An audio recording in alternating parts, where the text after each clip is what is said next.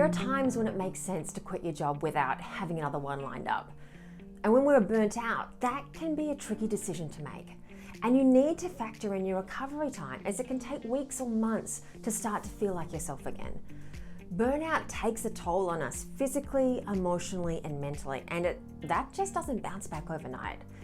So here are some questions to help you decide if now is the right time to quit. Are you able to use your strengths at work? When we're burnt out, we often need to give ourselves a break to make things easier for ourselves, and it's less taxing to do something that comes easily to us, which is more likely to be when we're using our dominant functions. The skills aligned with those tend to come more naturally to us, so we feel more confident using them. But often we're burnt out because we haven't been able to use our strengths. So make a list of your work tasks and responsibilities and identify which elements of personality they most align with. Do they require skills more associated with sensing or intuition, with extroversion or introversion, thinking or feeling, or judging and perceiving? And then assess which you're finding most challenging and how that aligns with your personality. Then, if you can, have a chat with your manager or someone you trust at work to get their opinion. Is it possible to change your work task to align with what will energize you at the moment or come more easily? There's no shame in dialing it back for a while and prioritizing rest and recovery. Once you've identified what needs to change, you will need to ask for it. Maybe that's reducing your hours, changing roles or departments, or organizing to take a 3-month sabbatical.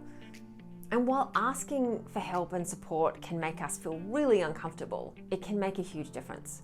Can you delegate some of your tasks to another person? Can you hire a contractor or a freelancer? Can you push back a deadline on that project, or just look at what you are struggling with and ask for help around that?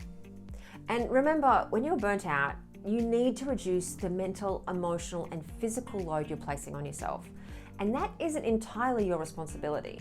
Your organization has played a role in what you're experiencing and will need to play a role in supporting your recovery. The other thing to consider when deciding whether to stay or go is whether your values align with your organization's, because if they don't, you will always struggle to get what you need. And if they do, then that's a good sign for the future.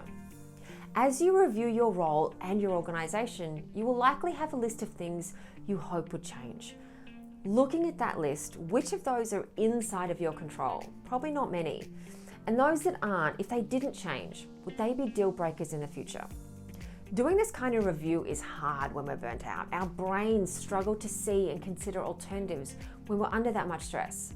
But speaking up and letting someone you trust know what's going on can make a difference. When I was burnt out, I struggled for months before I finally decided to resign. And when I did, I was instantly offered my dream job, which ticked so many of my boxes. But by then it was too late.